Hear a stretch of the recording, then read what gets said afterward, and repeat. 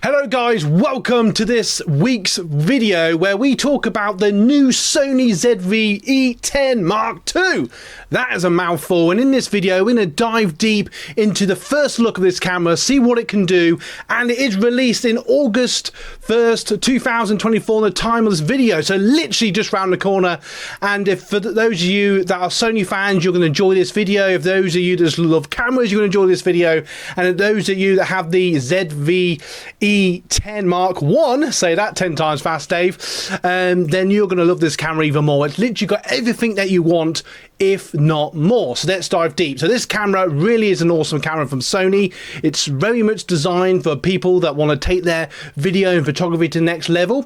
At the time of this video, though, bear in mind this can change literally on a daily basis, especially online.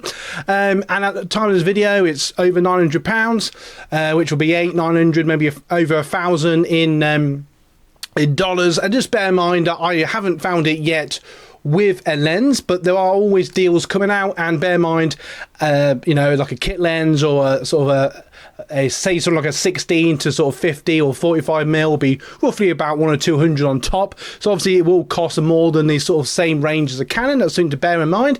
But for those of you that love Sony, a lot of creators love Sony, and this really is a camera to check out. Now it has over 70 lenses ready for this camera with the mount that comes with this, the E mount, which is a great mount, very nice sensor which produces really nice photos and video at 26 megapixel camera. So this will take absolutely stunning photos, and the sensor will allow it to take really nice video as well, up to 4K, apparently up to 60 frames per second, but we shall see, in 120 frames per second in HD as well. So for those of you that want to use HD, slow motion is definitely your key, but for those of you that want to future-proof your video, 4K is there as well.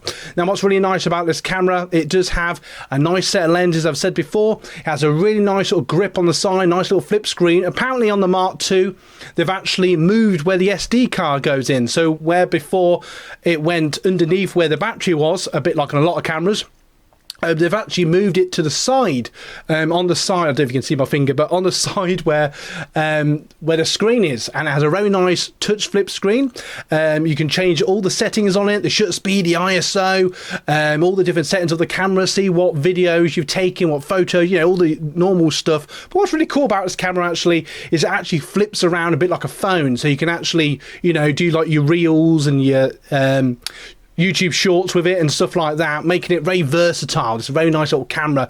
Definitely get a spare battery. I always recommend a spare battery, though the batteries on these cameras are very good. And always get a tripod. I always recommend tripods, because if you haven't already, tripod is definitely your best friend, especially when you're starting out. And regardless, I just love my tripod. It's very handy. Something I'd like to do a video on, put in the comments below if that's something you would like to see in the future. But I just tend to find that whenever I talk about lights or microphones or tripods, no one watches them. But this camera really is something to check out. Let's see if there's anything that I've missed so far.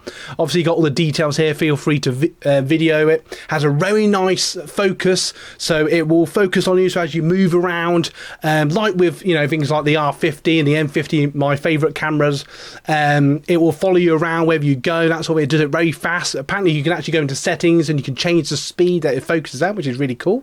So if you're doing reviews on some objects, or I say objects, but you know, things you're selling, stuff like that online, it's a very good camera for that.